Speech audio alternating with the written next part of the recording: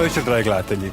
Bosanska Posavina, dio Bosne i Hercegovine o kojem ćemo večeras govoriti, nekad je obuhvaćala 9 općina. Bosanski Brod, Derventu, Doboj, Odžak, Bosanski Šamac, Modriću, Orašje, Brčko i Gradačac. S te desne strane Save živjelo je 51% Hrvata, 12% Bošnjaka i 29% Srba. Nakon formiranja Republike Srpske od 150.000 Hrvata koliko ih je ovdje živjelo prije rata, ostalo ih je tek 15.000. Još u travnju 1992. hrvatske su snage oslobodile velik dio Posavine i protjerale srpske prema zapadu i unutrašnjosti BiH. U svim tim borbama poginulo je 2500 branitelja, ubijeno 1500 civila, ostalo 2600 ratne siročadi, 500 ratnih invalida i 8000 ranjenih. Ipak u listopadu 1992. Posavina će pasti, jer hrvatsko vodstvo nije pokazivalo nikakav interes za njezinu obranu. Zapovjednicima su stizale zapovjedi da se ništa ne poduzima i da Posavljaci sami moraju shvatiti da se trebaju iseliti u Hrvatsku, u Baranju, Kordun i Banovinu. Svjedoci drže da je Gojko Šušak i njegova paralelna zapovjedna linija najodgovornija za pad Posavine. Sve što je uslijedilo nakon pregovora u Karađorđevu pokazuje da su se Tuđman i Milošević tamo dogovorili o podjeli Bosne i da je Posavina prodana i prije potpisivanja Dejtonskog sporazuma. Povlačenje hrvatske vojske iz Posavine danas se smatra ključnim dokazom postojanja sporazuma Tuđman-Milošević, podjela BiH glavnom idejom tadašnje hrvatske državne politike, a idejom vodiljem pripajanje Hercegovine Hrvatskoj. Kako je izvedeno to veliko etničko čišćenje i preseljenje naroda, o tome u večerašnjoj Latinici. Predstavljamo vam prvog našeg gosta. Jozo Mić rođen je u Novom Selu u Bosanskoj Posavini prije 48 godina. Iako su obitelji živi u Slavonskom Brodu, svakodnevno dolazi u rodno selo, gdje se iz hobija bavi uzgojem zečeva. Znači, moje rodno gnijezdo je upravo Novo Selo. Od 6 djece, ja sam 4. dijete u svojih roditelja, 4. sin i za mene još 2 sestre. Bravarski zanat izučava u Bosanskom Brodu i zapošljava se u tvornici Đuro Đaković kao terenski radnik u montaži. Obišao sam mnogo terena po bivšoj Jugoslaviji, zatim sam bio na terenu preko Đure Đakovića u Rusiji, zatim sam poslije Rusije ovdje pokušao nešto privatno raditi, međutim to nije u toj državi najbolje išlo. 5 godina živio u Švicarskoj, a kad je počeo rat, vraća se i priključuje hrvatskoj vojsci gdje ostaje sve do dolaska UNPROFOR-a. Zatim je počeo rat u Bosanskoj Posavini, odnosno u Bosni i Hercegovini, i onda sam se prebacio na ratište u 101. Bosansko-brodsku brigadu gdje sam sudjelovao do kraja. Jozina kuća je preživjela rat, ali je uskoro ostala bez krova. Kuće su opljačkane, odvežene, crijep je odvežen, stolarija je odvežena, sve što se moglo upotrijebiti u novu gradnju, dalje to je znači odveženo. Jozo je već 28 godina u braku sa suprugom Željkom, ima sina Stipu i kćer Josipu. Prije 2 godine postaje ponosni djed unučice Ele.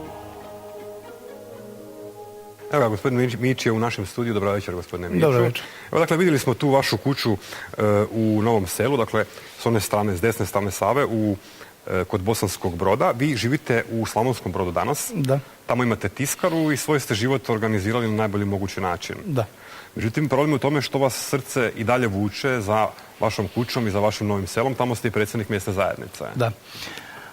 Pa vuče me srce više još što su i moja braća, moja mama, koja je raseljena i danas je u Švedskoj, kad dođe kući, ona odlazi uvijek u suzama, znači. Ipak je raseljenje to jedno poremetilo jedan familijarni život. Kad dođete u Novo Selo, vrlo često idete i na groblje?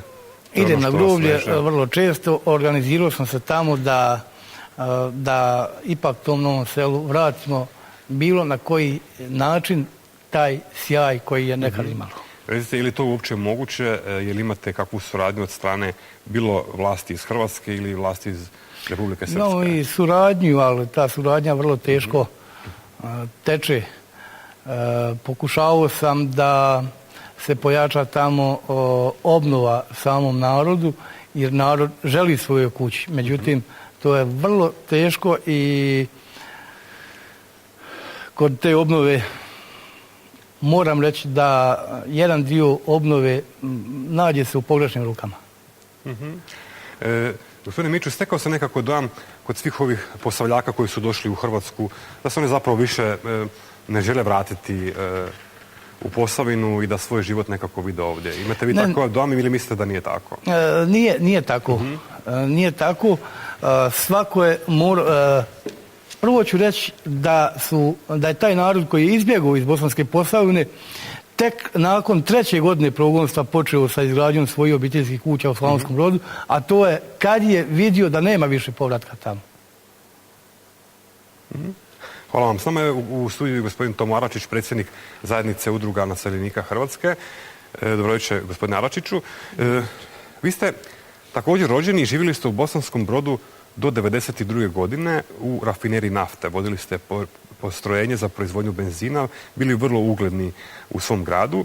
Nakon pada Bosanskog Broda s obitelji ste došli u Slavonski Brod, a krajem 1996. odlučili ste otići živjeti u Karin zajedno sa svoje 3 djece. Vama je također rat rasturio obitelj. Točno.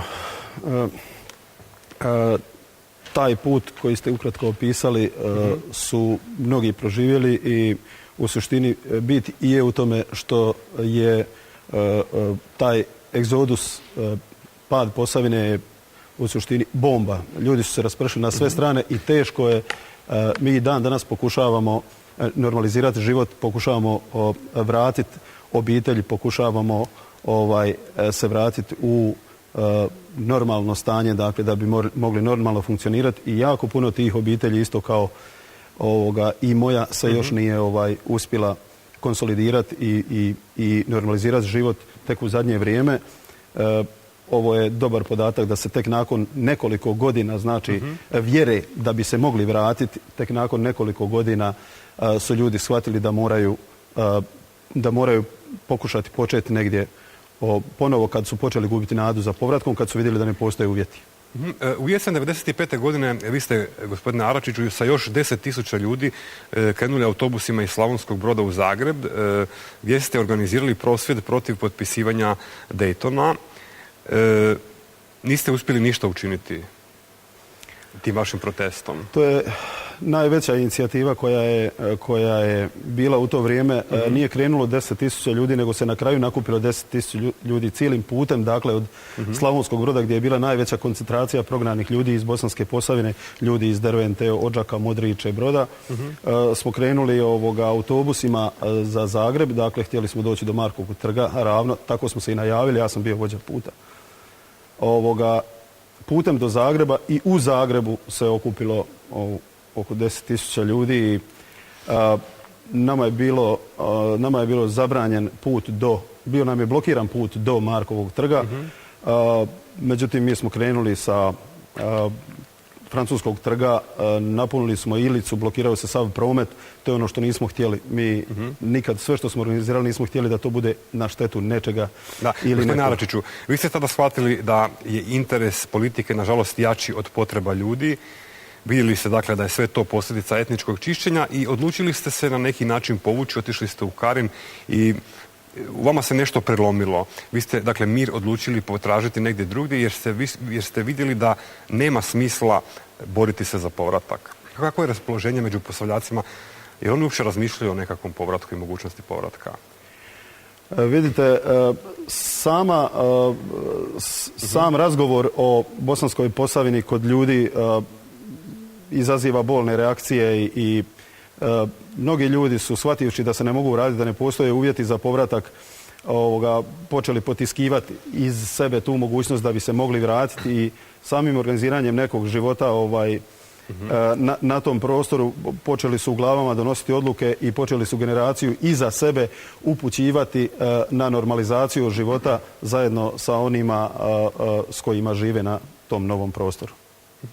Ok, dakle, krenuli smo od samog kraja, od situacije kakva je. Idemo se vratiti na početak. Dakle, prije nego što će se stvoriti uvjeti da Bosanska Posavina padne i da svi ovi ljudi budu na neki način etnički očišćeni sa svog teritorija. Da, komentirajte pa ćemo malo dalje postaviti pitanje.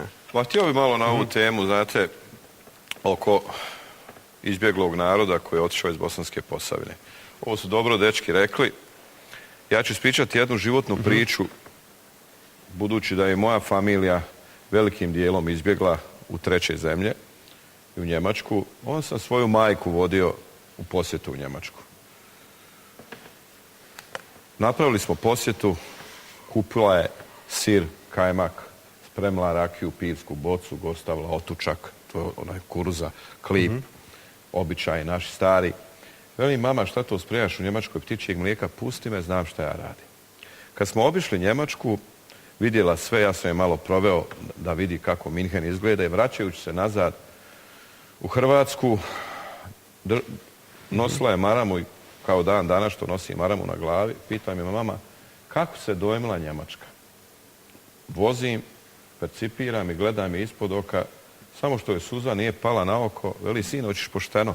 Reci, mama. Volim ja, kaže, sine, svojom golom guzicom sjest na onu ledinu ili njivu ispred svoje kuće, nek svu ovu Njemačku da ti meni daš. Dakle, ovom jednom pričom hoću reći kako svijet stari doživljava izbjegličke dane u trećim zemljama i negdje daleko iznad svojih prostora. O pitanju vašem, šta se to događa, što se Posavci sve manje i manje žele vraćati u Bosansku Posavinu. Isto tako navešću jedan primjer. Budući da sam već 15 godina u Zagrebu, studij sam završio u Zagrebu, radim u Zagrebu, često srećem svoje ljude po Zagrebu. Prije par mjeseci sretnim jednog svog čovjeka na trgu, Bog Jozo, Bog gradonačelniče, šta radiš ti Jozo? Kaže, evo živim. Čim se baviš, kaže, imam ja DOO. Šta imaš DOO? Odlično Jozo.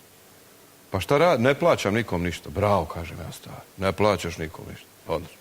Čer kraj njega stoji, na nozi dol stoji lančić. Što ovo pričam? Ja mogu biti veći seljak od Matije Gubca za ovu emisiju, za interes domovine, za interes države. Vi danas topom nećete vratiti ljude koji su namirisali asfalt, koji su već utopili i krenuli, upali u ovu mašinu. Sada se stvore uvjeti povratka u Bosansku Posavinu. Sav gradski svijet bi to iz prve prihvatio. Sav gradski. Isto tako, pazite, ja ovdje ne pravim nikakvu razliku. Ja znam, ja kad sam studirao u Zagrebu, čim sam fakultet završio, se vratio u svoj grad. Zaposlio i radio. Čovjek kad ode sa sela, završi fakultet, neće iz Zagreba nigdje otići. On će otići u Saudijsku Arabiju, prije se vratiti tamo. Dakle, puno je vremena, što hoću reći, puno je vremena prošlo, ljudi su otišli od svojih njiva, svojih šuma, svojih krava i sad je vrlo, vrlo teško. Generacije su nove rođene po Hrvatskoj državi, u Kninu, Zagrebu, Slavonskom Brodu.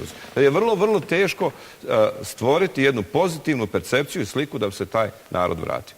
Gospodine Begiću, kad ste već uzeli riječ, dakle, vi ste bivši predsjednik Savjeta HVO Bosanske Posavine, bivši ste gradonačelnik Dervente. Tako je. U to vrijeme, ratno, kad se ovo događalo 1991-1992 godina, dakle, vi ste bili ono što je Mate Boban bio u Hercegovini za Bosansku Posavinu. Dakle, bili ste predsjednik Hrvatske zajednice Bosanske Posavine. Ja sam bio predsjednik HVO-a Bosanske Posavine. A onda sam na svoju inicijativu osnovao savjet HVO-a, dakle savjet koji će svojim savjetom pokušati vojsci tamo pomoći kod obrane. Dobro. Koliko se ja sjećam tog vremena, taj HVO Bosanske Posavine bio je dosta dobro organiziran. Ljudi su imali veliku želju da brane svoj kraj. Bilo je čvrsto savezništvo Hrvata i Bošnjaka i sve je to dosta dobro išlo, tako da je taj koridor kroz Bosansku Posavinu u travnju 1992. bio gotovo sasvim oslobođen od strane HVO-a.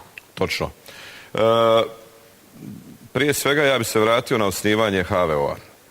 11. svibnja u Slavonskom Brodu, u nazočnosti gospodina Perice Jurića, gospodina generala Lucića, tada pukovnika Štefaneka, čelni ljudi Slavonsko-brodske županije, gospodina Metera, Piplovića i ostali, osnovano je Hrvatsko vijeće obrane u Slavonskom Brodu. Na toj sjednici ja sam apsolutno većinom izabran za predsjednika HVO-a i od tog momenta, u stvari već ranije, mi radimo na organizaciji obrane Bosanske Posavine.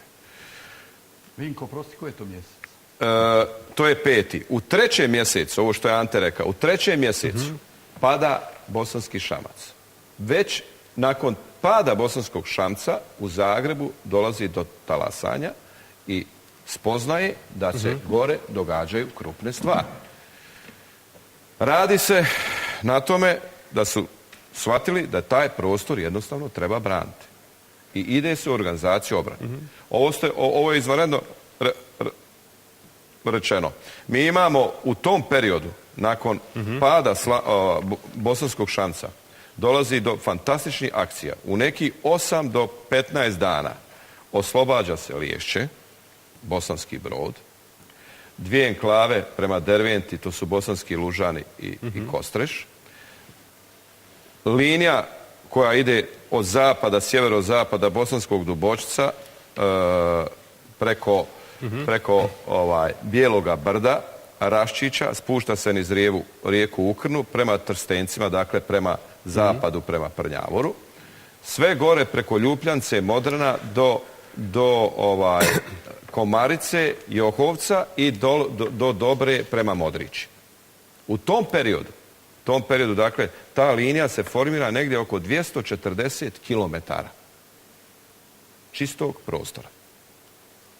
U tom periodu čistog prostora, 4. i 5. mjesec fantastične akcije, jedne od najboljih uspjeha Hrvatske vojske i Hrvatskog vijeća obrane. Gospodine Begiću, međutim, u Grudama se vodila jedna druga politika. Možete li nam je opisati? Kako je bila u odnosu na Bosansku Posavinu?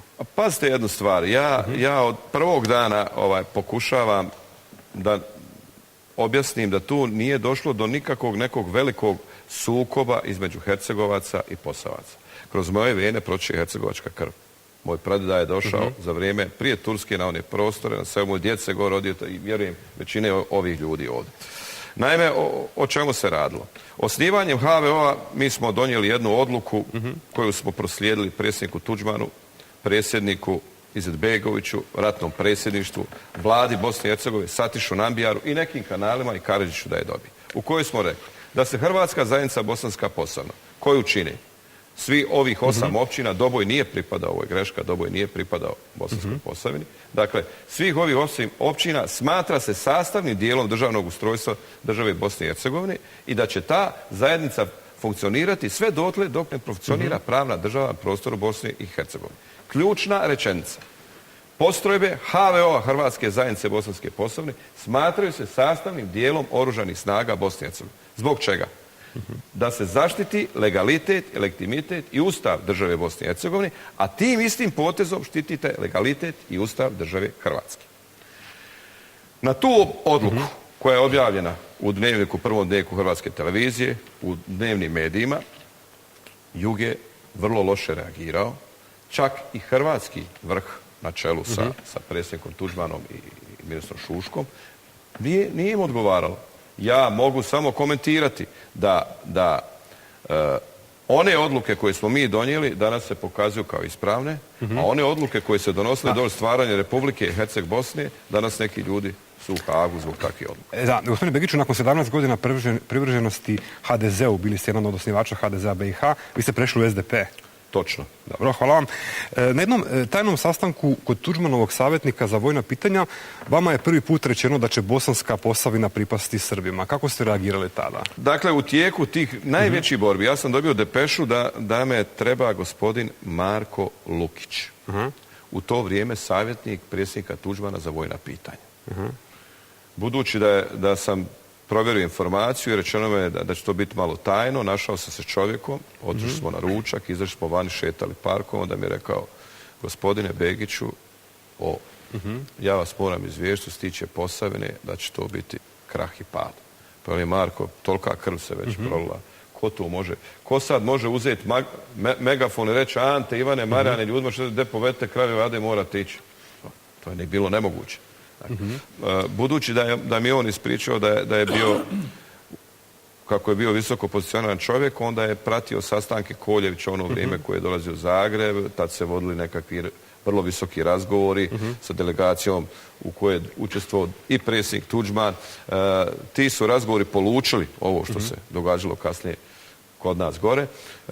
Ja sam se vratio u Posavinu, bio sam zatečen, nisam mogao reagirati ni pozitivno, ni negativno. Probudio se u meni bunt, rekli smo, ma nemoguće da ovakve stvari se mogu, pogotovo što smo u to vrijeme sve držali. Da. Nakon sastanka Mate Bobana i Radovana Karadžića u Gracu, bilo je već sasvim jasno da je Posavina žrtvovana? Znate šta ću vam reći? U to vrijeme kad se održava sastanak, načelnik stožera Hrvatske vojske, gospodin Tus, posjeti Slavonski Brod. Dokasno smo sjedili, budući da se vodile razgovori o situaciji na terenu, zamolio me da izađemo malo da se provozamo van, da prošetamo. Sjedio sam s njim u autu, ja me je pitao, gospodine predsjedniče, ko je izdao zapovjed da se oslobodi Modrića? Ostao sam zatečen tim pitanjem, rekao sam, pa gospodine generale, pa 3. gardijska je Osječka ušla tamo, politika kaže to nije dozvoljeno. Pa ko je izdao zapovjed, pitanja? On nije znao, gospodin Štefanik, zapovjednik operativne grupe, nije znao, niko od nas, čelni ljudi, nije znao, a ljudi su ušli osloboditi Modriću. Dakle, general Tus je najvjerojatnije dobio po prstima da se to nije trebalo raditi. Razgovarajući s njim, rekao mi je, neki ljudi, Mate Boban i ostala svita delegacija koja je išla, idu vam u Grac na razgovarati o podjeli Bosne. Pa šta ja radim ovdje? Ja svaki dan ukopam 10 ljudi, mi smo u vrijeme najveće agresije imali negdje dnevno 70 ranjenih ljudi, ovo je, velim, vam pameti. Je, kaže, ljudi vam idu u Grac razgovarati o podjeli Bosne, ja ne znam, ja samo sam došao provjeriti ko je izdao zapovjed da 3. gardijska uđe u Modriću. Meni je to bilo vrlo, vrlo simptomatično, budući da je ta ista 3. gardijska nakon oslobađanja Modriće, ja sam današnjeg generala Kruljca poslao ministru Šušku da provjeri i da pita šta ćemo raditi s rafinerijom Modriću. Šta ćemo s tim? Kruljca, ministar, tad je Kruljac bio pukovnik, ne znam šta je bio, ali znam da mi je došao i rekao, mene ministar Šušak nije primio 3 dana tamo. Dakle, nije uopće ljude interesiralo šta ti tamo radi. Dobro, gospodine Begić, evo sad ćemo vidjeti jednu veliku priču u kojoj će nam biti prikazane sve te vojne operacije koje su se vodile na tom području Bosanske Posavine u to vrijeme, dakle, od travnja do listopada 1992. Vidjet ćemo gdje je to u tim zapovjednim lancima zaštekalo i zašto je zapravo Posavina žrtvovana. Priča se zove Naši su naši predsjedniče, a autor je kolega Saša Kosanović.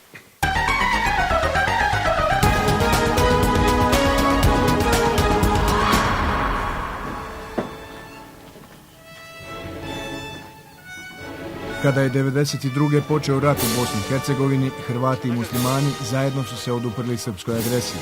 Najbolja suradnja ta dva naroda bila je u Bosanskoj Posavini, gdje su nakon odlučne vojne akcije oslobodili veliki prostor i gotovo potpuno presjekli komunikaciju između Srbije i njenih satelita na okupiranim područjima Bosne i Hrvatske. Vojnici su tada slavili veliku pobjedu, misleći da će Posavinu uspjeti obraniti. Uskoro će se pokazati da su bili naivni i da je sudbina prostora za koji je dnevno ginulo na desetke vojnika davno određena. Naime, 6. svibnja te godine u Gracu je održan sastanak Mate Bobana i Radovana Karadžića. Potpisali su i sporazum. Karadžić je insistirao da se u njegovoj 3. točci jasno kaže da se treba poštivati cjelovitost teritorija koji su bili predmet dogovora. Treba voditi računa o cjelovitosti, o kompaktnosti teritorije i komunikacija. To prevedeno na jednostavni jezik znači vi držite područje Kupresa i tamo te teritorije kompaktno sa svim komunikacijama, a mi ćemo držati Bosansku Posavinu. Ova izjava Martina Špegelja snimljena je prilikom izrade dokumentarnog filma o padu Posavine, koji već 5 godina Hrvatska televizija ne želi prikazati. Snimila ga je novinarka Perica Buljan-Prša, koja je rat provela u Posavini, gdje je i ranjena. 13. lipnja Mate Boban na jednom skupu pred 30 ljudi kaže: ako budem dalje imao nesporazume sa Bošnjacima, ja ću Bosansku Posavinu, odnosno koridor Bosanske Posavine, prepustiti Srbima. To je strašna stvar. Polovina tih ljudi koji su to slušali nisu razumjeli o čem se radi.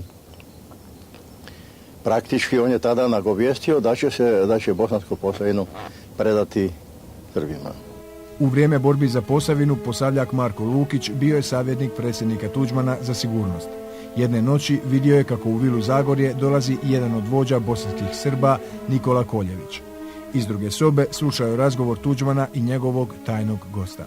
Dakle, ja sam ostao zapanjen, iznenađen, pogotovo nakon što sam preko određenih tehničkih sredstava, jer sam s pozicije savjetnika za sigurnost i mogao pratiti to, slušao taj razgovor, dakle, o potezima koje će povlačiti jedna i druga strana. Vjerujte, kao mlad čovjek koji sam svojom profesionalnošću upao tako visoko u politiku, a ne stranačkom ili nekakvom drugom, dakle, logistikom, ostao sam zaprepašćen jer sam vidio da se dio politike vodi ispod stola i da se određene stvari događaju dok narodi s jedne i s druge strane ginu i nemaju pojma o tome.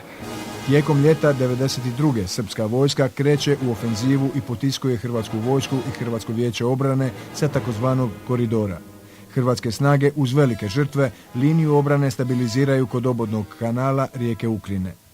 General Antun Tus u to je vrijeme načelnik glavnog stožera Hrvatske vojske i dobro se sjeća pad pozicije u kojoj su se borci tada nalazili. I sad dolazimo do situacije da se politika brzo mijenja. Više nema interesa da se zadrži Bosanska Posavina. I mi to pomalo osjećamo, ali nam nije jasno. Niko nam neće da kaže. Otvoreno ništa. Predsjednika pita, neće da govori o tome. Kaže, vaše je da sačuvamo, a gdje će što biti, to ćemo se poslije na mirovnim konferencijama odlučivati. Tus tada zapovjeda da se vojska pripremi za protuofenzivu. Odredio je da se u Slavonskom Brodu okupe vojnici spremni za akciju. Međutim, ministar Šušak pomoću dvostruke linije zapovjedanja sabotira tu odluku.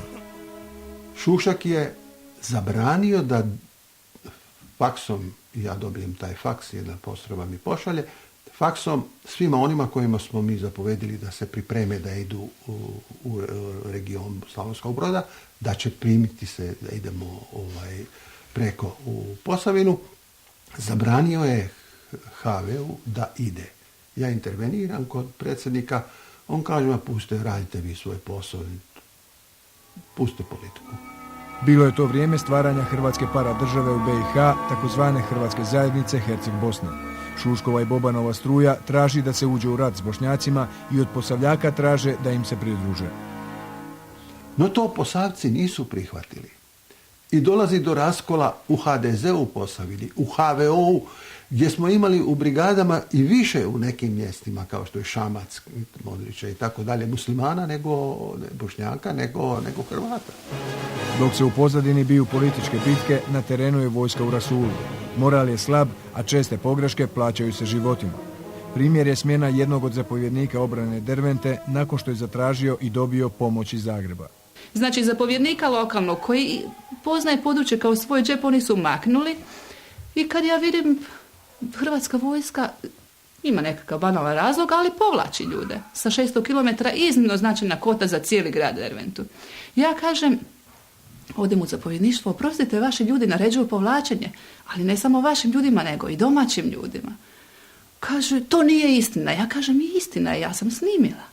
Vraćam se natrag na 6. kilometar i kažem našim dečkima, slušajte, ja ću ostati s vama, nemojte se povlačiti dok ne vidimo prvog Srbina.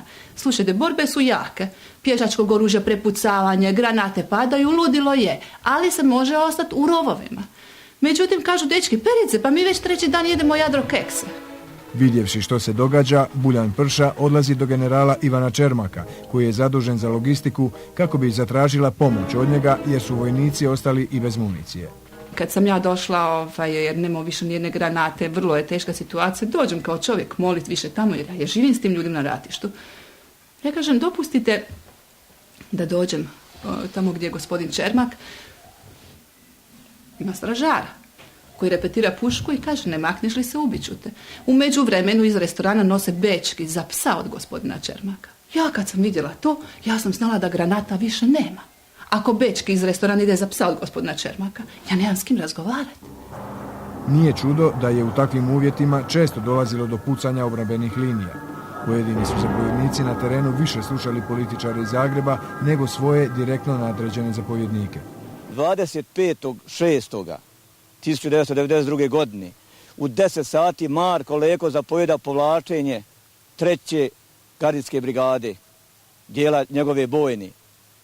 Da bi 25.6. u 16:35 zapalio svoje zapovjedništvo, a da nije nigdje bilo u blizini Srbina ni srpskog vojnika.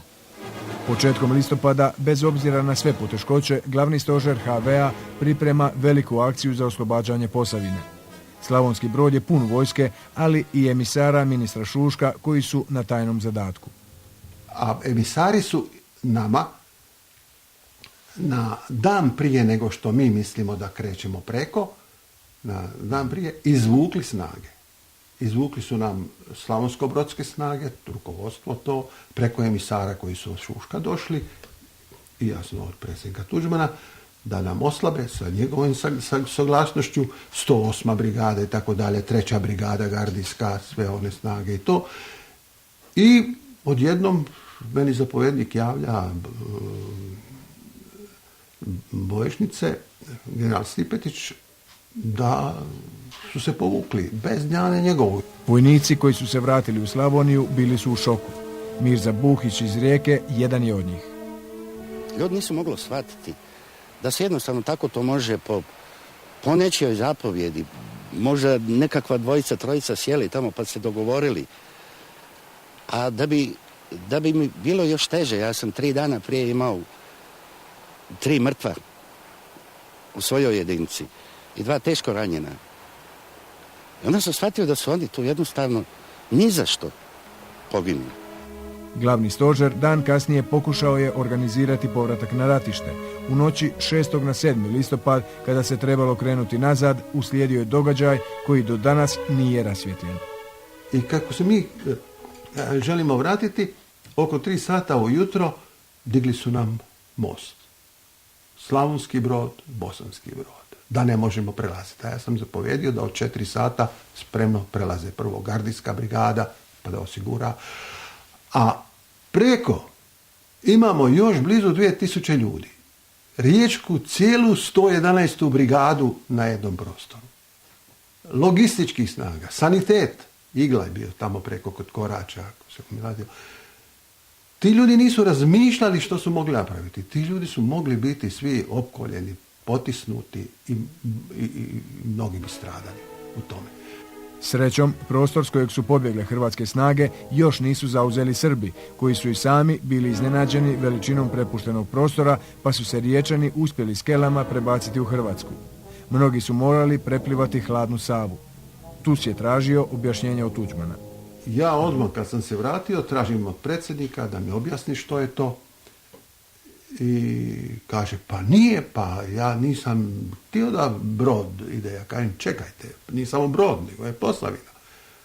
Pa nemojte, to su politička pitanja, vi ste vojnik, nemojte se u to petljati, to je naše. Kažem, dobro, predlažem komisiju, molim vas uzmite koga hoćete, kako hoćete, ne želim da krivnja bude na Hrvatskoj vojsci. Jer je ovdje politika ponovo odigrala, a politika na terenu se čak ne slaže. Tako da mi to ništa nije jasno. Na Tusovo inzistiranje predsjednik Tuđman je sastavio komisiju koja je trebala utvrditi zašto je izgubljena Bosanska Posavina. Naravno, u komisiji su bili generali Čermak, Lucić i Feldi, koji su i sami sudjelovali na tamošnjem ratištu, pa ne čudi što tijekom prezentacije rada komisije Tus nije bio zadovoljan jer se, prema njegovim riječima, previše okolišalo. I ja kažem, predsjedniče, sve nam je to poznato. Molim vas, dajte ključnu stvar. Neka se javi onaj ko je zapovjedio da se digne most, da mi ne možemo ići natrag, da izvršimo i vašu i moju zadaću. Onda Tajac i onda Jarnjak kaže, naši su predsjednice srušili. On je stao. Da li je znao ili nije, to ni danas ne mogu, ali grimace je pravio kao da ne zna. Tko su tajanstveni hrvatski diverzanti koji su, djelujući po uputama još tajanstvenijih zapovjednika, digli u zrak most između Bosanskog i Slavonskog Broda i kako se zovu, ne znamo ni danas. Zašto su to uradili, objašnjenje nudi bosanski političar Ivo Komšić, koji je sudjelovao na pregovorima u Daytonu.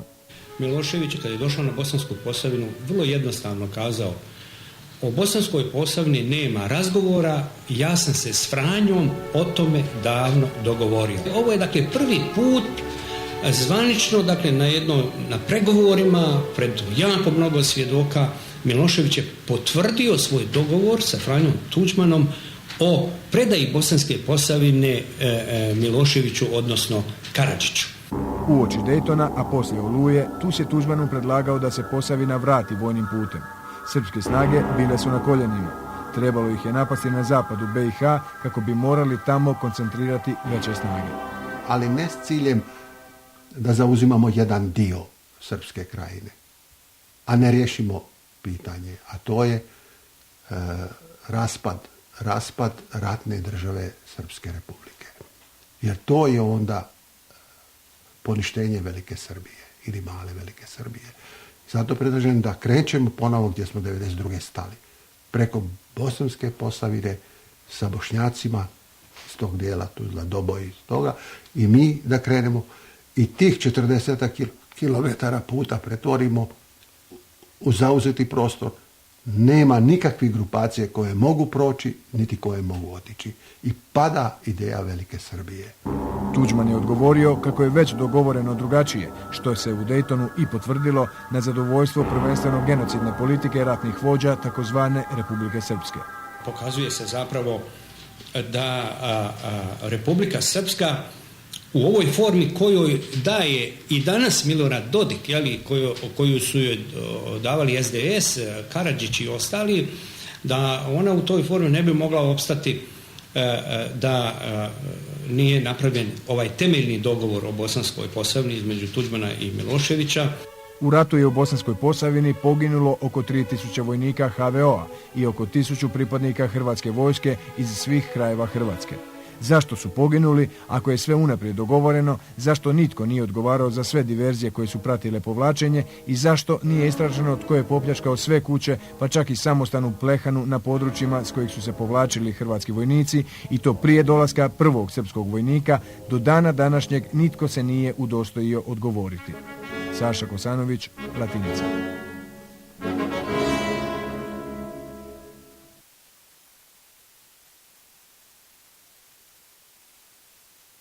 Dakle, gospodine Begiću, čuli ste pitanje kolege Kosanovića, on je postavio nekoliko tih vrlo važnih zašto. Dakle, zašto su svi ti ljudi morali poginuti, zašto to nikad do kraja nije istraženo, zašto. Nećemo okolišati, moramo ići direktno u glavu. Odlično. Nakon što je 3. gardijska brigada sa zapovjednikom Basarcem oslobodila Modriću, to je bio kraj 6. mjeseca, ta ista brigada zapovjedniče dolazi u Derventu. Tenkovi, ukopavanje, sve se linije drže. Nakon par dana pucaju linije gore prema Johovcu, izvlače se ljudi iz 3. gardijske brigade. Isto se događa na vrlo strateškom važnom mjestu Bijelom brdu. Sve to radi 3. gardijska brigada, pljačka se Derventa, sva roba koja se mogla opljačkati stavlja u kamione i odvozi. To je nešto što je vrlo teško, što ne dolikuje hrvatskom vojniku, da se takve stvari rade. Međutim, sva ova priča ne može se pričati u kontekstu ako se ne spominje podjela Bosne i Hercegovine. Podjela Bosne i Hercegovine generira ili daje sliku i percepciju na pad Bosanske Posavine. Dakle, kad vojska nešto pljačka i odvozi, to je znak da se više nikada neće vratiti na te prostore. Te sramotne radnje koje se dogodile jednostavno podigle su narod i počelo je polako povlačenje prema rijeci Savi. Mi smo od 6. mjeseca, faktički 7. mjeseca kad pada Derventa, svaki dan imali gubitke, povlačenje po 1 kilometar. A imali smo dnevno po 70 ranjenih ljudi. Dozvolili smo da se Srbi pregrupiraju, da na Bosansku Posavinu udari Tuzlanski korpus, Banjalučki korpus, Kninski korpus. U onom razgovoru prijašnjem, kad Tuz dolazi u Slavonski Brod, ja ga pitam zašto hrvatska vojska ne ide osloboditi Knin? Jer je Kninski korpus ušao, kaže ne da politika. Nađite snimke Hrvatske televizije iz 3. mjeseca, kad se oslobađa Modrića, gdje ministar Šušak javno iznosi i kaže ne smije nitko ići ratovati u Bosansku Posavinu. Ni ne treba. Nađite, ta snimka postoji, to je ovdje u mom mozgu ostalo debelo upisano. To je druga stvar. Treća stvar, za vrijeme svih tih ofanziva, ja ne mogu, a da ne spomenem, nema embarga na avione, nema embarga na zrakoplovne strašne, preko 60 krmača palo je na one prostore Bosanske Posavine, 11 luna je bačeno, od toga nešto na Slavonski Brod, 8 komada, 28 učenika, cijeli razred je poginuo, što osmoškolaca, što srednjoškolaca u Slavonskom Brodu. Vinko, oprosti, ali nijedna luna nije pala na Zagreb za Bljeska i Oluje. Nije. Dakle, zašto? Što ne znači da mi to želimo, ali je tu veza. Ovo je pravo političko pitanje. Dakle, ovdje se ne radi o padu vojnom. Vi danas, možemo športski reći, izgubiti možete utakmicu kada sudija dosudi penal u 89. minuti i u 92. proživi još jedan penal. A cijelo vrijeme vi igrate, bolji ste. Izgubite utakmicu. To se dogodilo sa ratištem ovim gore. Držiš sve, zapovjedi. Niko ne zna ko je poslao Basarca gore. Ne zna zapovjednik operativne grupe. Dakle, ne može se dogoditi da neko dođe, Praljak dođe gore, ne zna zapovjednik operativne grupe. Bobetko dolazi gore, ne zna zapovjednik operativne grupe. Ivan Basarac dolazi sa 3. gardijskom, niko ne zna ko je tog čovjeka poslao. Dakle, možemo govoriti o toj nekakvoj dvostrukoj zapovjednoj liniji koja je funkcionirala. Apsolutno, dobro. Hvala vam puno, gospodine Begiću. S nama je gospodin general bojnik Ante Prkačin, ratni načelnik stožera HOS-a, i vi ste, gospodine Prkačin, bili u to vrijeme angažirani na tom bojištu. Poznate taj teren jako dobro. Dakle, zašto je morala pasti Posavina? Možete nam to objasniti?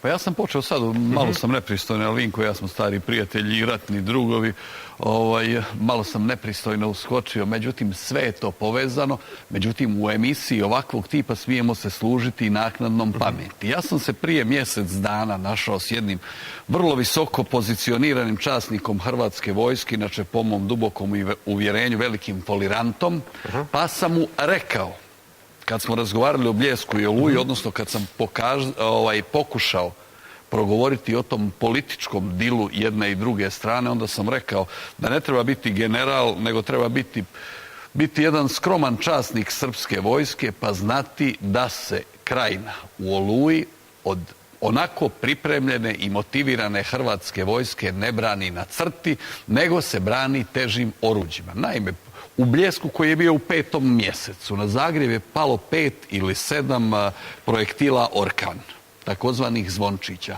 Hrvatska bila na koljenima. Jel' tako? Nakon 3 mjeseca Hrvatska vojska napada Krajinu, ni jedne lune, ni jednog Orkana. Luna, da se ne bi krivo protumačilo ono što sam ja malo prije rekao, kako je meni žao što nije luna pala na Zagreb. Sačuvaj Bože, nego govorim o logici ratovanja. Dakle, sve je to režirano, sve je to dogovoreno. Ja to, nažalost, u onom trenutku nisam znao. Čak je Vinko bio upućeniji, jer ja sam bio jedna smješnija figura u tom svemu skupa. Ja sam pokupio ljude, što bi se reklo tuđu djecu, doveo ih u Posavinu da u jednom unaprijed dogovorenom ratu da budu, kao što sam tek kad sam shvatio rekao, pa moji suborci su bili manekeni rata i smrti. Ja sam sa 350 Hosovaca iz Hercegovine krenuo u Posavinu. Ja sam točno znao što trebam uraditi. Vinko je ponešto od toga znao, još par ljudi je nešto znalo, međutim ja sam imao konkretan plan u glavi. Naime, ja ne volim govoriti o četnicima i tako dalje. Lijepo, to je jedan konkretan rat s jedne strane Hrvata i muslimana, a s druge Srba i u ovakvoj i u onakvoj odori. I taj rat započeo 3.3.1992. On nije započeo u 10. ili 11. mjesecu 1991. godine kad je crnogorska vojska spalila Ravno, iako je Ravno na prostoru Bosne i Hercegovine. Zapravo to je bio napad na Hrvate, to je ono što se dogodilo 1991. godine, to je za mene dio rata u Hrvatskoj. Ali 3.3. u noći sa 2. na 3.3.1992. godine, kad se na referendumu odlučuje o sudbini Bosne i Hercegovine, Srbi prave prve barikade i počinju prvi neredi, nakon toga počinje ozbiljan ratni sukob, gdje sam ja dobio informaciju da će ići kompletna brigada na intervenciju ako zaprijeti pad Bosanskog Broda.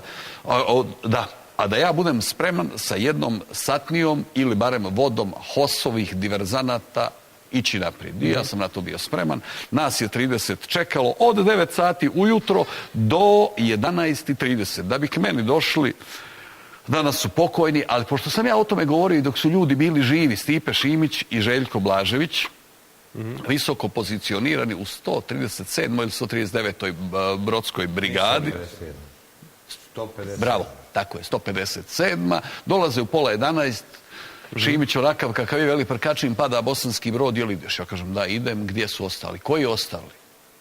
Gdje je brigada ili bojna koja ide s nama? Ne ide niko, kaže, ideš li, ne ideš. Od 30 ljudi ja sam pola pustio kući, nas 14 ide na intervenciju.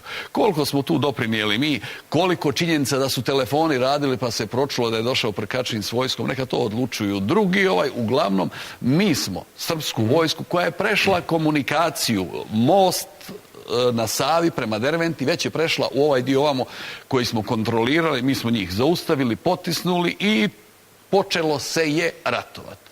Međutim, nakon toga, mene na tom ratištu nema 3-4 mjeseca.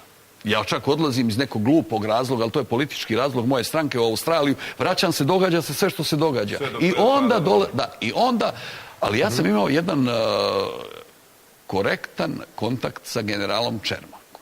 I ja sam imao osjećaj da general Čermak želi braniti Posavinu. Jer je on meni obećao logistiku za HOS-ovce koji će doći u Posavinu. Ja sam otišao nakon one tragedije u mjestu Kruševo u Hercegovini, kad je mučki ubijen Blaž Kraljević sa 8 momaka, otišao sam dole, opet je tu bilo nekakvog HOS-ovog cirkusa, jer je Đapić otišao 3 dana ranije, niti ga je ko lažno se predstavio, napravio mi je cijeli cirkus dole, ja sam krenuo da napravim reda u HOS-u i da pokušam suzbiti sukob dvije hrvatske vojske, HVO-a i HOS-a. I kad smo to uspjeli srediti, dakle, a imajući u vidu razgovor sa Čermakom i situaciju u Hercegovini, skupljam 350 ljudi, idemo prema Posavini. Kad iz Ljubuškog dolazimo u Makarsku, Čermak ko ofuren vrelom vodom. Meni je Ivan Čermak tada djelovao pošteno. Kaže, slušaj, na ti smo bili. Kaže, slušaj, de, molim te, zovi Gojka. Ja sam bio na ti i s jednim i s drugim. Zbog čega ću sad, velim, Ivane, zbog čega sad Gojka kad smo nas dvojica sve dogovorili? Molim te, lijepo zovi ga. I dobijem ja ministra. Kud ideš? To je bio onako kad dosta stariji brat ili tamo nekakav stric ili ujak obuzdava jednog neobuzdanog mladca. Tako on meni, kud idem u Božju mater? Pa velim, Gojko, idem u Posavinu. Pa šta ćeš gore raditi? Puno toga ću ja uraditi.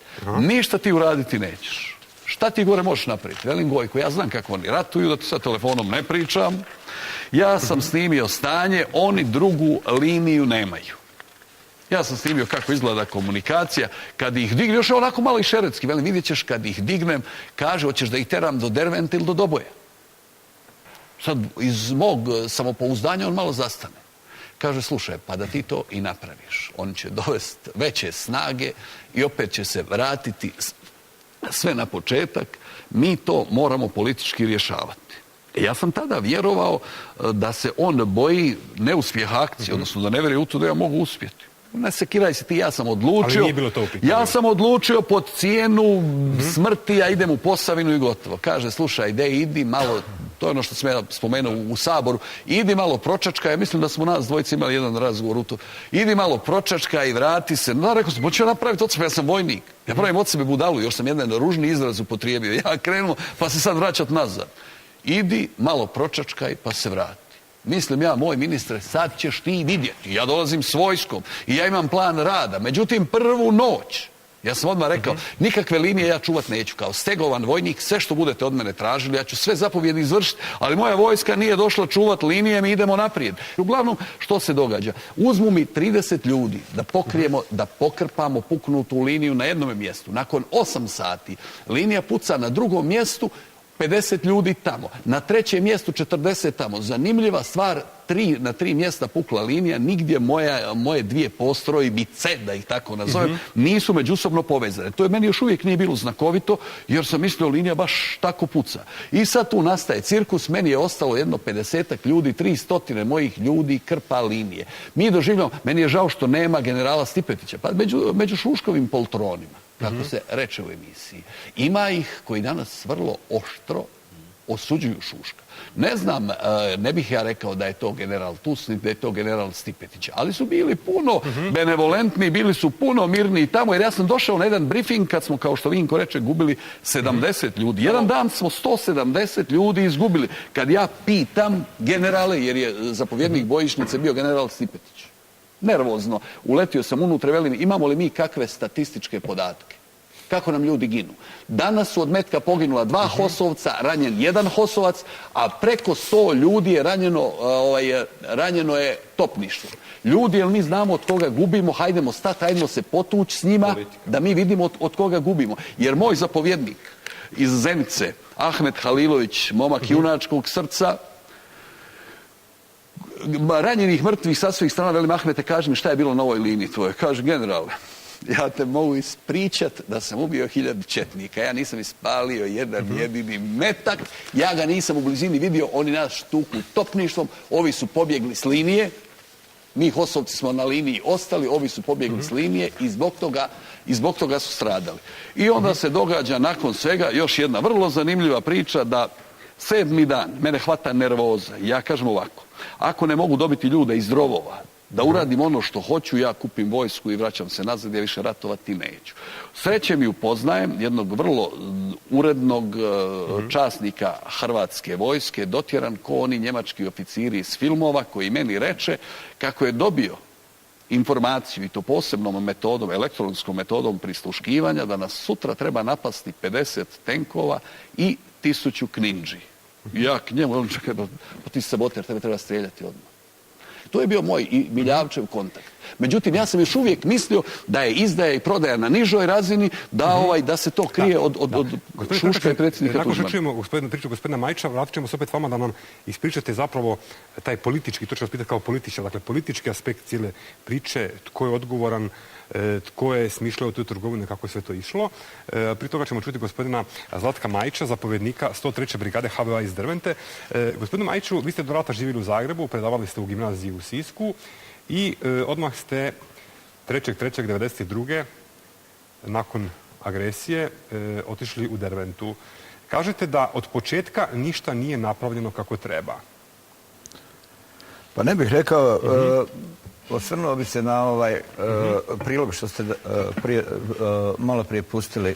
Ne bi mogao polemizirati sa generalom Tusom, kojeg iznimno cijenim kao načelnika glavnog stožera u to vrijeme i inače kao generala i čovjeka jednoga vrlo uljuđenoga vojnika i gospodina, ali bi ipak se osvrnuo na jedan detalj kada on sada kaže, vezujući to sada za Antu Prkačina, ko su bili poltroni, ne bi rekao da je bio Antun Tus poltron, ali itekako je znao ko je minirao most. Ta zapovjed postoji. To sam ja rekao, nije bio poltron, ta ali zapovjed nisu oni bili postoji. baš. Zapovjed je potpisao zapovjednik operativne zone Osijek. O imenima možemo. Možemo i trebamo. Zapovjed je proslijeđena zapovjedniku operativne grupe i most je sasvim regularno kao dio sasvim legalne operacije dignut u zrak. Znači nije, da tako kažem, nije istina da to general Tus nije znao. On je to morao znati. Po to kod predsjednika Tuđmana nije trebao ići po to pojašnjenje. Što se tiče same organizacije obrane na tome prostoru i političke volje, ja bih rekao da se tu jako puno lutalo. U jednom trenutku je bilo jako puno volje, političke volje i iz Hrvatske, a i iz Bosne i Hercegovine da se taj prostor brani, jer tamo nemojmo zaboraviti komponentu koja je odigravalo dolje Sarajevo. Istina da je Sarajevo tome mekše pristupala na određeni način, jer je ovdje ipak se radilo o većinskom hrvatskom stanovništvu. I ja kao vojnik na terenu, ja sam bio de facto od 9. travnja, ne od 3. Od 9. travnja do svog ranjavanja 28.6. Sam primijetio da je upravo to negdje kad su bili najveći uspjesi, točni uspjesi su bili sljedeći, akcija krenuta 9. svibnja, završila je 12. svibnja, 700 kvadratnih kilometara su oslobodile dijelovi brigada 103. HVO i Gospodine Mariću, samo da kažemo gledateljima, dakle, Derventa je bila otprilike ono što je Vukovar bio za Hrvatsku, toliko je Derventa puno bila napadana. Srpska vojska je slomila kičmu na pravcu Derventa Bosanski Brod. Nedavno, prije godinu dana, sada general, tada pukovnik Lisica je rekao da je izgubio oko 10.000 vojnika, poginulih i nekih 27.000 ranjenih. Kaže da to nisam izgubio, ja bi se spojio s Mađarskom preko Slavonskog Broda. Znači, Derventa je de facto i Bosanski Brod su zaustavili, odnosno razbili tu vojsku. Znači, izgubili su i moral i ljudstvo na određen način. I nakon toga ne postoji više osim na Jajcu, evo Ante je bio negdje na Jajcu, nakon Dervente, to je zadnje djelovanje bosansko-srpske te vojske, jeli, srpske vojske, Republike Srpske, i od tada oni više nisu imali ratnih djelovanja osim sporadičnih bitaka. Gospodine Majiću, prijelomni trenutak je bio sastanak Karadžića i Bobana u Gracu, nakon toga počinje destrukcija, a upravo tada ste najbolje stajali. Upravo to sam i htio reći, od tog 9.5. do 12.5. mi smo oslobodili 700 kvadratnih kilometara pod zapovjedništvom operativne grupe Istočna Posavina, danas generala Štefaneka.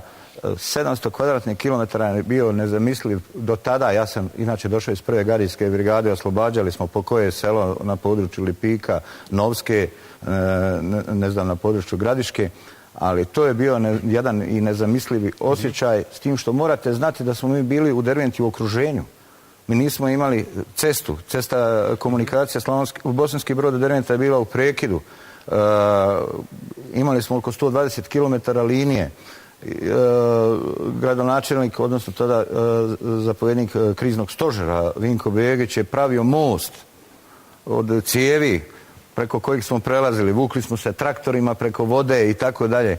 Znači, ta akcija je dovela do oslobađanja toga prostora, disanja. Recite nam, gospodine Majiću, još nešto o tim paralelnim zapovjednim linijama. Kako ste to vi osjećali da postoji? A ja ću reći, evo, puno ranije u pripremi mog odlaska, negdje u 3. mjesecu 1992. ja sam vodio te dragovoljce, jer po uredbi ministra obrane Šuška mogli su ići svi oni koji iz Hrvatske vojske, djelatni časnici, da brane svoj prostor, odakle jesu, gdje su im kuće i tako dalje, a moji su bili u Derventi, moj brat, moja familija, moj otac. Pa sam i ja išao i došao sam do Marka Lukića. Marko Lukić mi je tad rekao da će to pasti. U 3. mjesecu. Znači ne, kasnije kad je agresija počela. Ja sam rekao, ali ja ako idem vjerujući, evo, ko bi normalan išao, jeli, u takve stvari, to je bilo vrijeme domoljublja, vrijeme obrane. Ja mu kažem, ako ja idem, to neće pasti. Kaže, iz tvojih usta u Božji uši. Da bi nazvao neke svoje, imao je i brata u Johovcu, selu koje je bilo na vrlo osjetljivom strateškom mjestu, ne taktičkom, nego strateškom mjestu, i kud nas je srpska vojska i probila, pozvao te ljude da se oni povuku. Bez mog znanja, ja sam u tom trenutku zapovjednik na tom prostoru. Korektno bi bilo da je mene nazvao pa rekao, zapovjedniče, dođi do Broda, ako ništa, ako nije htio doći on tamo u taj pakao, pa da mi kaže. Ili da kaže zapovjedniku operativne grupe, ja sam se izrazito ponašao kao vojnik, ja sam slušao zapovjedi. Pa smo mogli možda, ali tko je mogao reći ljudima, ajde sad izađite da ne branite svoju kuću. Jer mi smo bili, ja to kažem tako, kako kažu ovi domaći, selska brigada, nismo mi bili neka jurišna brigada koja je slušala zapovjedi slijepo. Zato je korektno reći da je, evo, tu je jedan oblik paralelnog zapovjedanja. Kad jedan savjetnik, predsjednika Tuđmana, može nazvati svoje selo i reći, ajte ljudi, to je dogovorena stvar. I oni mi rade paniku, evo, to je i Vinko Begić vidi, oni mi rade paniku, povlače se u neredu, bacaju oružje i tako dalje. Hvala vam. Gospodine Prkačin, dakle, sad vas pitam kao političara da izvedemo neke zaključke. Ono što naše gledatelje sasvim sigurno zanima, tko je za sve to odgovoran. Dakle, u tim borbama poginulo je 2500 branitelja, 1500 civila, ostalo 2600 ratne siročadi, 500 ratnih invalida, 8000 ranjenih. Oni su očito poginuli uzaludno zbog politike kakva se vodila. Tko mislite, tko bi trebao odgovarati i što se zapravo sa tom prodajom Bosanske Posavine postiglo? Djelomice sam već odgovorio. O ovome treba sad potpuno hladne glave. Posavljaci su bili velike žrtve, čija žrtva i nije potpuno bez veze, iako je ovo bogohuljenje što ja sad velim. Malo prije rekoh da je Hrvatska vojska unatoč motiviranosti, spremnosti i tako dalje puno lakše porazila Srbe u Krajini nego što bi to bilo da nije bilo ovoga dila, vjerujte mi. Meni je logika, srce je s jedne strane, a logika s druge strane. Pazite, ni jedan orkan u Oluji ne ide prema Zagrebu. Sjećate li se Bljeska? 5 ili 7 orkana, 10, 15 mrtvih, nekoliko ranjenih, Hrvatska na koljenima. Krajinu se moglo neuporedivo bolje braniti, da su Srbi bili spremni to braniti, da nije bilo toga dila. Po meni, postao je sasvim drugi način. Ja ne bi radio dil sa Srbima, ja sam to i u Saboru predlagao, da treba potpuno suglasje sa muslimanima, bošnjacima i dok je Krajina bila okupirana, ja sam smatrao da Krajinu treba oslobađati iz Bosne. Na koncu Hrvatska vojska je unatoč tome što je Oluja bila djelomice dogovorena, ali Hrvatska vojska je vrlo stručno, vrlo vojnički pismeno postupila. Ako se sjećate priče Južni potez i tako dalje.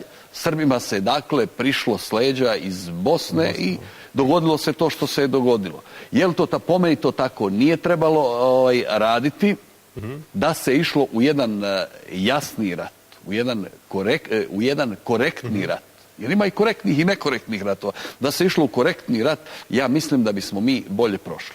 Ok, hvala vam. Gledajte, na kraju smo prvog dijela emisije. U drugom vidjet ćemo još priču Nataše Ban Leskovar i Ante Rajića s naslovom Spaljena zemlja, koja će nam pokazati svu tu jezu koja se sada može vidjeti na tih 2600 četvornih metara Bosanske Posavine, gdje je nekada živjelo 150.000 Hrvata.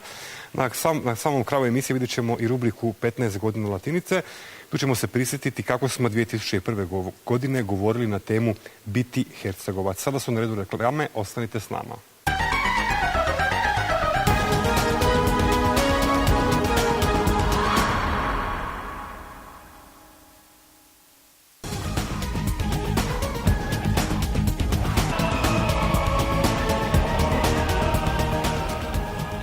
Latinica, drugi dio, naša večerašnja tema, zašto je pala Posavina. Evo priče Nataše Ban Leskovar i Ante Rajića s naslovom Spaljena zemlja.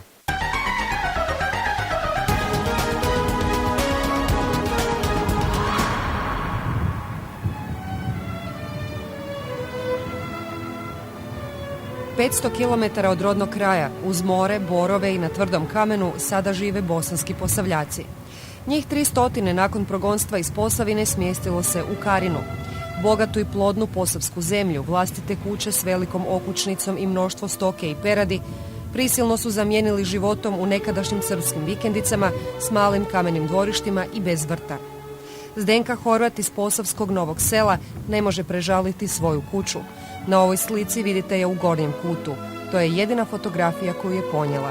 Imali smo kuću, imali smo bašću dobru, veliku bašću, držala sam kokoši, svinje, radila sam, dobru sam plaću imala, muž je radio, onda je kasnije ošao u mirovinu, djecu othranili, stvarno sam živjela super, imali smo sve. Namislili smo kuću i centralno i sve i 3 godine koristila, odjedanput nestalo sve. 1992. godine, kad je nestala Bosanska Posavina koju su poznavali, razboljela ju se kći.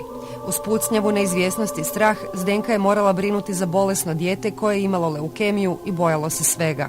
Vuci je preko Save u Čamcu pa do bolnice, pa onda kad se najgore pucalo, ja sam morala ići. Nije me niko pitao jel smijem ili ne smijem.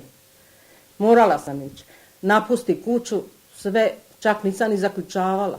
Ostavila sam otključano sve, jer ne vredi ni zaključavati, jer ko dođe taj će obiti opet. Iz Novog Sela pobjegli su pod kišom metaka i granata i nastanili se, kao i većina Posavljaka, u Slavonskom Brodu. Kći je umrla kad su već bili u progonstvu. Slavko Leci također je živio u Novom Selu, bio je strastveni ribič i lovac. Pobjegao je u zadnji čas, netom prije pada Posavine i rušenja mosta preko Save. I on zaključao kuću. Jer ostali su kerovi, svinje. Ste mislili da ćete se brzo vratiti natrag? Pa zaključao kuću, zaključao kuću, budala. Ako me pitate baš da vam reknem kako je bilo, ko zec pod pasjom komandom.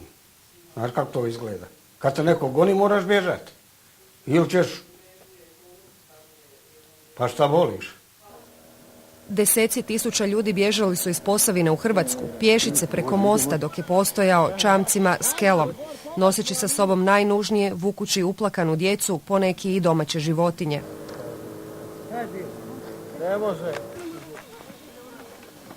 Prijeratni podaci kažu da je u Bosanskoj Posavini živjelo više od 150.000 Hrvata i oko 100.000 Bošnjaka.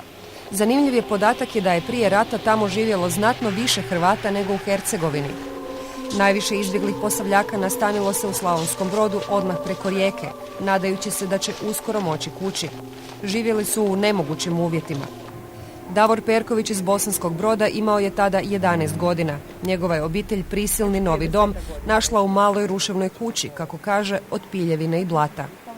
Roditelji, hvala Bogu, nisu mogli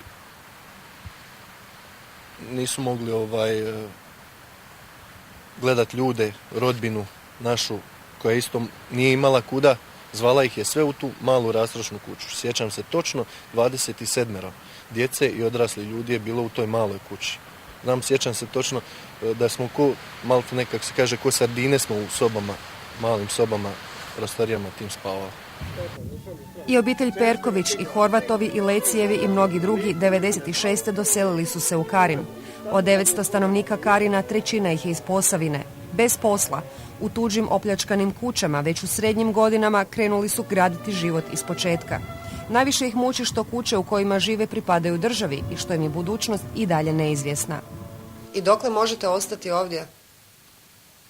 Po pravilu mogu ostati dok ne crknem.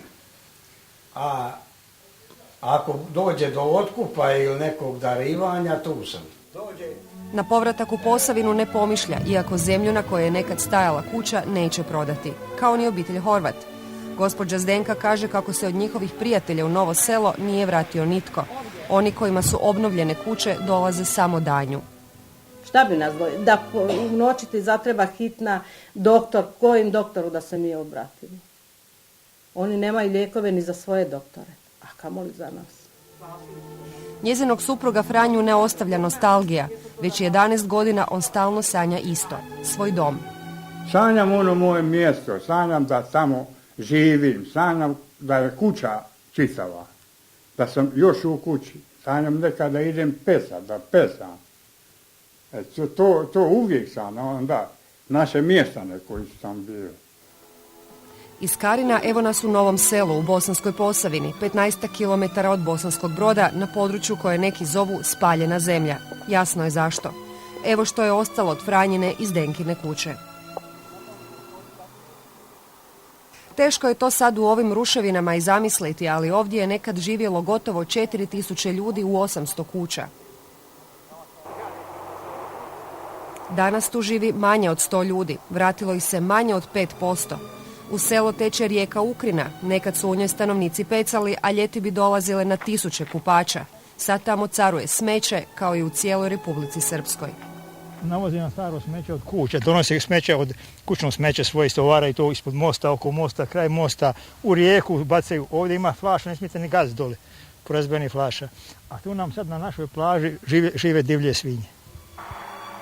U Novom Selu obnovljeno je tek 50 kuća. Stanislav Horvat, povratnik iz Njemačke, ovdje dolazi tek preko dana, a na večer se, kao i većina Posavljaka, vraća preko rijeke u Slavonski Brod. Kuća mu je u više navrata posve opljačkana, kao i kuća njegovog susjeda. I što najgore, oni su nam kad ti obje vrata, osjećaš se tako bijedno, kao da osjećaš jednostavno šta ima više tu tražiš, kad ti jednostavno te tera da odeš odavde. Ne dam ti da se opremiš. Baš sin se želi vratiti po svaku cijenu, ja sam pokušao da mu pomognem da se to opravi, ali ne znam da li ćemo uspjeti. U Novom Selu obnovljena je crkva i župni dvor, ali škola je i dalje razrušena. I da je ima, ne bi u nju tko imao ići, jer tek stariji ljudi ovdje žive. Tako i Anto i Marica Rubil zadnjih godina žive opet u Novom Selu. Kratko su vrijeme i oni bili u Karinu i nije im se dopalo. Goli kamen. Ja sjeo na kamen, kad sam ustao, kamen se izdvoje, ona zmijetna izvuče se iznutra, rekao, Boga mi neš Anto tu nositi više, evo odošlo mi ja zatim. Daleko je ovo od onog što je bilo. Ljudi nema, ali nigdje drugdje ne bi živjeli. Hrvati bi se trebali vraćati u Posavinu i svi će lakše živjeti, kaže Antina supruga Marica. Ali ovdje, da znaju kako ovdje sunce sija, trčeće bi doletli ovdje. Nigdje sunce ne sija nego u Bosanskoj Posavini, koji su mislili da ćemo otići, leđa okrenuti, ali dokle god miče mali prst, baba Marica ne ide sa svog ognjišta. Uz Novo Selo nalazi se selo Koraće. Tamo živi bračni par Lipovac, Sandra i Ivo, s 3 male djece. Oni su među rijetkim mladim ljudima koji su se odlučili vratiti na djedovinu. Žive od Ivanovih 1100 kuna invalidske mirovine i dječjeg doplatka. Otac 8-godišnjeg Josipa svaki dan vozi u Slavonski Brod u školu i vraća ga natrag. Tako napravi i po 100 km dnevno. A tu u selu škola postoji. I gospođa ima školu za nastavnicu, ali jednostavno nema nikome ni u cilju da je otvori. Ima tu djece, mogu se napati jedan razred, ali jednostavno nije nikomu cilj da se to desi. U Koraću se od 600 domaćinstava vratilo 50-ak. Ništa se ne mijenja na bolje, a lokalni političari iz općine uopće ne žive u Bosanskoj Posavini. Ogorčen je Ivan Lipovac. Posla nema ni za Hrvate, ni za Srbe, ni za Bošnjake, objašnjava predsjednik gradskog vijeća općine Bosanski Brod, jedan od 5 Hrvata u vijeću. Privredni subjekti koji su prije rata bili ovdje, u najvećem broju, 90% ta privreda sada ne radi. U javnim ustanovama Bosanskog Broda plaća je oko 1600 kuna, a kod privatnika 500 kuna manje. Postoji odredba prema kojoj struktura zaposlenih u javnim ustanovama treba biti odraz popisa stanovništva iz 1991. I kad bi bilo moguće čak da se provede u praksu, čini mi se da bi naišli na poteškoću da ne bi imali dovoljno kadrova koji bi prihvatili ove uvjete koji su sada ovdje. Još jedan zastrašujući podatak. Od 15.000 Hrvata koji su živjeli u općini Bosanski Brod do 1991. danas ih ima između 500 i 800. Dakle, vratilo ih se niti 5%. Vratiti se neće ni 27-godišnji Davor Perković, kojeg smo upoznali u Karinu, a sada živi i radi u Obrovcu. Njegovi roditelji danas žive u Slavonskom Brodu. Stan u Bosanskom Brodu prodali su za smiješnih 15.000 maraka. Ostali su bez svega. Davor se ne želi vraćati tamo gdje su mučne uspomene. Trenutnu budućnost vidim tu, ne tražim puno, tražim taj posao koji imam. Nadam se da će se i taj stan riješiti, da će biti u mom vlasništvu i planiram tu ostati. Bio je malen kad je odlazio iz Posavine, sad ga za to područje vežu te korijeni i grobovi braće koji su poginuli prvih godina rata. Kad god sam došao, i poslije rata kad sam došao tamo, to je Republika Srpska, kažem vam, dođete na grob, vidite križeve ili naopako okrenute, tako da svaki put sve bolnije, maltene. Iz Bosanskog Broda grobove su prebacili u Slavonski Brod da bi im lakše bilo doći. U Slavonskom Brodu groblje je višestruko naraslo jer Posavljaci koji nisu mogli preko granice pokapani su tamo, da mrtvi budu makar blizu rodne grude, kamo će se rijetko ko i od živih više vratiti. Nataša Ban-Leskovar i Ante Rajić, Latinica.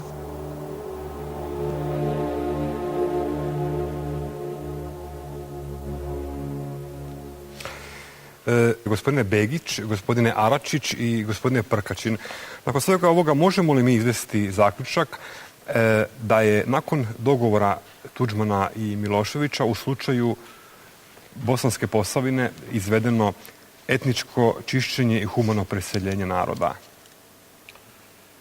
Pa današnji pokazatelji u tom pravcu idu. Vi kad uzmete sad stanovništvo koje živi u Bosanskoj Posavini, onda ćete vidjeti da je gro stanovnika srpskog pučanstva iz Knina naselio one krajeve, da su Hrvati i muslimani otišli u treće zemlje, veći dio se zadržao u državi Hrvatskoj. Ja konkretno znam za svoj grad, da u njemu žive ljudi iz Mrkonjić grada, iz Grahova, iz Knina, a naši su ljudi došli od Portugala do Malezije. Možemo to zvati humanim preseljenjem i nekakvom dogovornom politikom koja je odigrana.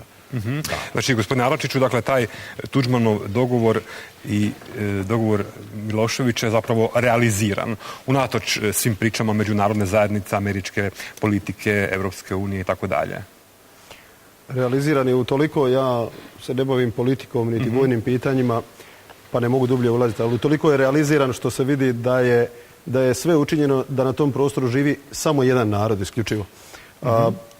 Na tako malom prostoru je izginulo, prema nekim podacima Centra za istraživanje iz Sarajeva, oko 12.745 Posavljaka. Nakon takvih stradanja teško da se može reći da se tu nešto dogodilo slučajno. Što se dogodilo, kažem, teško mi o tom raspravljati. Međutim, treba je poslati jednu poruku iza ovako strašnog događaja kao što je Bosanska Posavina. Kad se već tako dogodi, kad je nakon toliko žrtava, mislim da se i poslije toga sporo reagiralo, trebalo je brže reagirati, treba otvoriti ljudima koji su stradali, a koji su preživjeli, treba živima omogućiti život i treba otvoriti 3 mogućnosti. Dakle, reintegraciju, integraciju ili da ljudi odu u treće zemlje, ali da pokušaju nastaviti živjeti nakon tako strašnog događaja i da se ne pokušava više sa njima manipulirati ni na kojem polju. Gospodine Prkačin. A ovaj događaj je jedan od povijesnih političkih kikseva. Toliki ljudi izginuli, toliko materijalnih dobara uništeno i što se je napravilo, nije se napravilo gotovo ništa. Hajde da je uspio taj humano preseljenje. Kako humano preseljenje kad se ljude moralo ubijati, masakrirati, sakatiti i s jedne i s druge strane, s jedne manje, s druge više, da bi se završio taj politički projekt. Da je on završen kako treba, da mi danas imamo uređen prostor gdje Srbi funkcioniraju kako treba, Hrvati kako treba, Bošnjaci kako treba u redu, ali nijedan problem nije riješen, ostale samo žrtve. Ja mogu shvatiti i često puta kažu da je rat nastavak politike drugim sredstvima. I do rata dolazi onda kad se ne može napraviti politički dogovor. Ali je li moguće, ljudi moji, da je ovdje zbog političkog događaja izazvan rat? Da je zbog političkog dogovora izazvan rat. I što? I danas svi ovi prostori trče prema Evropi. I kad jednoga dana uđu u Evropu, tek ćemo tada moći sagledati veličinu ludosti koja je učinjena zadnjih 10-15 godina. Gospodine Prkačin, kad je u pitanju, recimo, teritoriji koji su prije naseljavali Srbiju u Hrvatskoj, međunarodna zajednica vrši dosta jak pritisak da se vrate, traži se od vlade da im se pomogne materijalno i tako dalje. Ovdje se ništa ne čini, međunarodna zajednica nikog ne pritišće u BiH i Republici Srpskoj da se Posavljaci eventualno vrate i da im se omogući život. Međunarodna zajednica se ponaša se prema veličini pritiska koji se na nju vrši. Naša očito hrvatska politika je zaokupljena sama sobom. Najeminentniji hrvatski političari su zaokupirani prvenstveno kako će kod naroda ostaviti što bolji dojam, dobiti izbore, zadržati vlast, jer sad ste me potakli da još 5 stvari vam spomenem. Jel vidite vi kikseve što se tiče suradnje s Haškim tribunalom? Jel vidite vi presudu Vukovarskoj trojici? Pa u njoj se zrcali nerad hrvatske politike, odnosno zaokupljenost hrvatskih političara sobom i svojom političkom pozicijom. Hvala vam. Gledali ste Latinicu na temu zašto je pala Posavina.